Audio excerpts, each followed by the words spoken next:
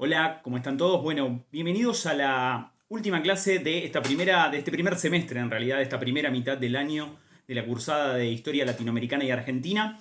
en la que vamos un poco a cerrar la introducción que hicimos la clase anterior acerca de la tensión, si se quiere, y la constitución y la configuración del pensamiento conservador y del pensamiento liberal en la América Latina del siglo XIX. La clase anterior analizamos un texto de Luis Alberto Romero y trabajamos las características, los alcances y la estructura, ¿sí?, de las principales ideas del pensamiento conservador, de los partidos políticos conservadores y también de la praxis efectiva de la política conservadora en América Latina a lo largo del siglo XIX. En la clase de hoy vamos a avanzar sobre la parte número 2 del texto de Luis Alberto Romero, que aborda las características del liberalismo, ¿sí?, en esa América postrevolucionaria de siglo XIX y comienzos del siglo XX. En ese sentido, el abordaje que vamos a hacer es más breve porque ya cuando recorrimos un poco lo que es las características del pensamiento conservador, pudimos comenzar a vislumbrar las características del liberalismo en tanto doctrina política. Es necesario aclarar que el autor recorre brevemente este movimiento político y señala que está fuertemente asociado al proceso de revolución e independencia. De hecho, las ideas liberales constituyen la base doctrinaria, política e ideológica del proceso de revolución y de independencia. Casi a modo metodológico, Romero lo que hace es organizar las características de ese pensamiento liberal en tres grandes momentos, que de alguna manera van marcando no solo su definición de contenido o su posicionamiento coyuntural, sino que también van definiendo y delineando su contraposición con el conservadurismo o con algunas otras tendencias políticas que vamos a mencionar que plantearon críticas, cuestionamientos a lo que es el pensamiento liberal en América Latina. No es necesario definir el pensamiento liberal, pero sí vamos a marcar algunos rasgos característicos y comunes. Nace, dice Luis Alberto Romero, junto al proceso de revolución e independencia, fuertemente influenciado por las ideas de la Ilustración. Las ideas de la Ilustración que habían hecho cuerpo doctrinario en la Europa del siglo XVIII y que a partir de las revoluciones de independencia, del proceso previo incluso de las reformas borbónicas, comenzaron de alguna manera a insertarse en la sociedad colonial latinoamericana, filtrándose a través de las ideas de Rousseau, de las ideas de Montesquieu, de las ideas de Voltaire, pero también de algunos pensadores como Thomas Paine o John Locke. Es decir, centrándose no solo en las ideas de la división de poderes o la representación y la soberanía popular, sino también en la defensa de los derechos, las garantías y las libertades individuales, algo que aparece claramente plasmado, por ejemplo, en el pensamiento de John Locke. De hecho, en América Latina, dice Luis Alberto Romero, en el momento previo, en el momento precedente al proceso de revolución e independencia, está claramente presente el pensamiento liberal a través de algunas universidades ilustradas en las cuales se forman las clases dirigentes del proceso de revolución e independencia. Hace, por ejemplo, una referencia directa a la Universidad de Charcas, donde el programa educativo formó a varios de los líderes revolucionarios, uno de ellos, por ejemplo, Mariano Moreno, una figura clave en el proceso de revolución del Río de la Plata. De algún modo, el liberalismo se constituye en el bastión de la defensa, como dijimos recién, de un nuevo concepto de soberanía popular, que no está apoyado ya en la institucionalidad colonial y en la autoridad del rey, en esta idea del pacto que sostenían muchos de los juristas que hacían y legitimaban las veces de enmarque teórico de lo que fue la institucionalidad colonial, dando lugar a esta idea de las libertades y las garantías individuales, sobre todo de los grupos criollos, que son los grupos que van a liderar los procesos de revolución e independencia durante este periodo que promedia el siglo XIX. Y esto nos hace pensar en los tres momentos que señala Luis Alberto Romero respecto de cómo se va configurando y delineando el pensamiento liberal en América Latina durante el siglo XIX. Y Romero identifica, casi de modo abreviado, tres grandes momentos. El primer momento atraviesa lo que es el propio proceso de revolución e independencia, es decir, desde 1810 hasta 1820. El segundo momento lo encontramos en lo que es el periodo que va aproximadamente desde 1850 hasta 1880, ¿sí?, cuando comienza a perfilarse una resistencia, si se quiere, conservadora, pero también cuando comienzan a insertarse en América Latina nuevas ideas, sobre todo hacia finales del siglo XIX, con la introducción del positivismo, del cientificismo y del evolucionismo. Y por último, un periodo que va desde el 1900 hasta 1930, cuando el liberalismo pierde de alguna manera la gravitación y el consenso hegemónico que tiene entre las élites dirigentes y comienza a ser cuestionado por distintas vertientes. Vertientes, si se quiere, nacionalistas, algunas con un cariz más economicista y otras con un perfil claramente político, no tan aristocratizante, sino más bien ligado a la movilización de los sectores populares.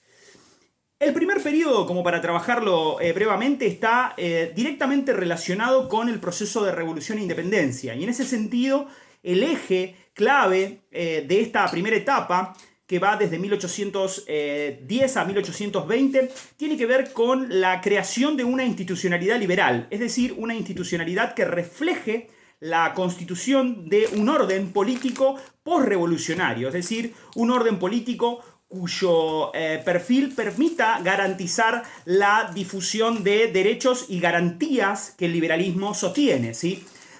Y esto implica una serie de tensiones y conflictos. Esas tensiones y conflictos están expresadas en diferentes niveles de conflictividad.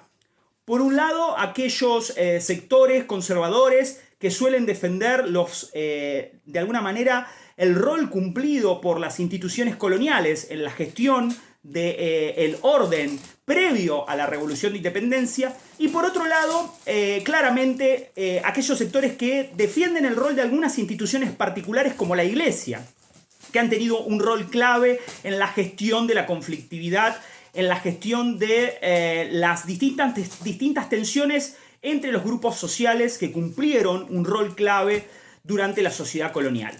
El liberalismo se presenta en este primer momento como el gestor de esos conflictos, construyendo instituciones y constituciones a las cuales presenta como la garantía del orden social. Es decir, de alguna manera, esa construcción de institucionalidad se presenta como el límite al autoritarismo. Y el autoritarismo está definido por el liberalismo en este periodo como el pasado colonial, como el hispanismo y como todas las instituciones coloniales que de alguna manera se habían convertido en una especie de tabique para la posibilidad de expresión de la voluntad popular. Aquí el liberalismo se presenta como la garantía, ¿sí?, de la posibilidad de la expresión y de la canalización de la voz de los distintos grupos sociales que anteriormente habían sido históricamente marginados por el orden colonial.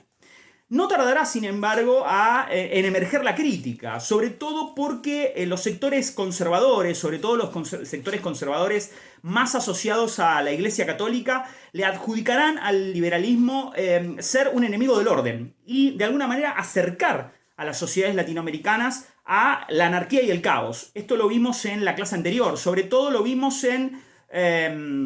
la clase en la que trabajamos el contenido y la doctrina del conservadurismo. Es decir, el conservadurismo ataca al liberalismo porque lo considera de algún modo adversario de la preservación del orden social. Y esto nos conduce a un segundo momento, ¿sí? Este segundo momento es clave porque el momento que va desde 1800, aproximadamente desde 1840,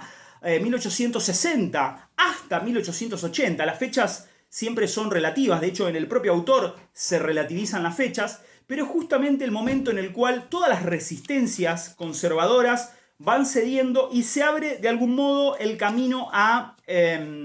la influencia del positivismo o a la asociación del liberalismo con el positivismo, sobre todo en el año 1880, en la mayoría de las sociedades latinoamericanas, de los estados latinoamericanos,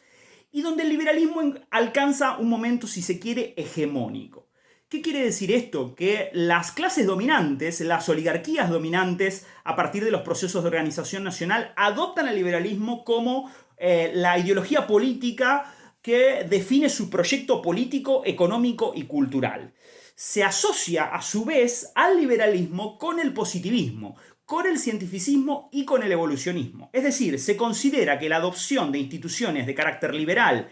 de instituciones que garanticen esas libertades individuales, que permitan la inserción de las economías latinoamericanas en la División Internacional del Trabajo pueden garantizar un proceso de expansión económica, social y tecnológica. Esa es la visión propia del positivismo y del evolucionismo. Y las burguesías locales, ¿sí?, son quienes adoptan esa visión cultural, sobre todo ligando a nuestros estados, a Gran Bretaña o a Francia, a quienes se toman, en cierta medida, como modelos de estados evolucionados desde el punto de vista de lo cultural, de lo político o de lo social. Es en este periodo, ¿sí?, sobre todo a partir de 1880, cuando aparecen los nuevos cuestionamientos a la doctrina liberal. Por un lado, los cuestionamientos típicos del conservadurismo ultramontano. Vuelve una nueva avanzada del conservadurismo ultramontano, pero esta vez un cuestionamiento centrado en los procesos de secularización y de laicismo que inician, ¿sí?, los regímenes oligárquicos a partir de 1880. Lo vemos presente en Ecuador con el caso de las reformas católicas iniciadas por el presidente Gabriel García Moreno, pero también lo vemos en la resistencia de los sectores católicos en Argentina a partir de las reformas laicistas impulsadas por un conservador liberal como Julio Argentino Roca. No solo las críticas aparecen desde el sector conservador ultramontano, también tenemos críticas que José Luis Romero asocia a lo que él llama los aspectos sociales que no fueron considerados, ¿sí?, por parte de este régimen oligárquico. Se plantea que el liberalismo es una doctrina que le otorga legitimidad a las oligarquías para el control institucional del Estado, pero que habilitaron, ¿sí?, abrieron, el liberalismo legitimó un proceso de oligarquización de esos estados. Es decir, se postergaron a los grupos sociales, populares y medios en lo que respecta al componente social, ¿sí? Se favoreció a una minoría que aprovechó la inserción de los estados latinoamericanos en la División Internacional del Trabajo y se postergó, se excluyó a distintos grupos sociales de los beneficios de ese proceso social.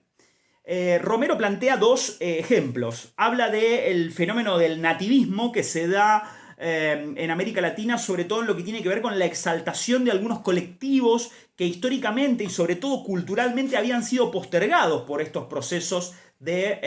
hegemonización que impulsó el liberalismo, como por ejemplo los colectivos indígenas o los colectivos de pueblos que históricamente vivieron bajo el régimen de esclavitud, sobre todo aquellos que fueron esclavos africanos y que formaron parte del sistema productivo de la América colonial y luego de la América oligárquica liberal. Ese nativismo se dio en la literatura gauchesca, por ejemplo, a partir de 1872-1879 en Argentina y alrededor de todo el debate respecto de la abolición de la esclavitud en el Brasil en 1888.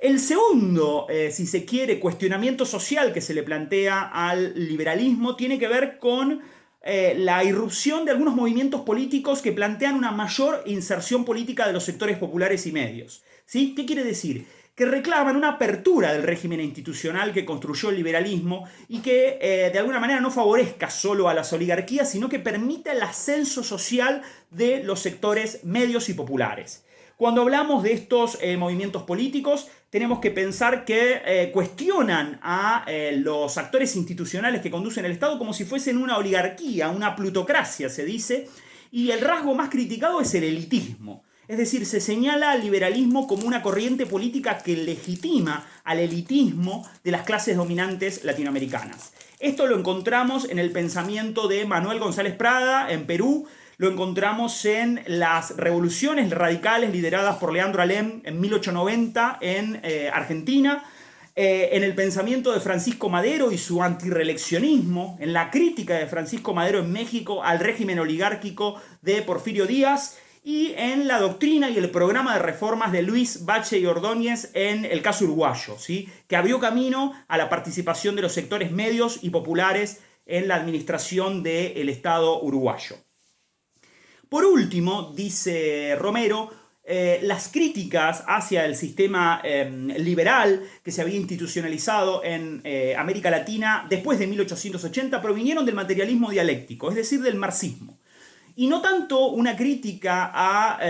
si se quiere, de carácter económico, es decir, el carácter de la inserción de estos estados en la división internacional del trabajo, en el capitalismo de esta etapa, digamos, a nivel internacional, hacia finales del siglo XIX y comienzos del siglo XX, sino una crítica a las prácticas políticas de la oligarquía, es decir, el marxismo argentino o el socialismo argentino o el marxismo uruguayo cuestionaron, ¿sí?, la corrupción de estas oligarquías, las prácticas políticas criollas que vetaban de alguna manera el ascenso de los sectores medios y de los sectores trabajadores a la política activa, sobre todo en la figura de Emilio Frugoni en Uruguay y de Juan B. Justo en Argentina con la fundación del Partido Socialista en 1896. Y esto nos lleva al último periodo, ¿sí?, el último periodo del liberalismo, que va aproximadamente desde el año 1900 al año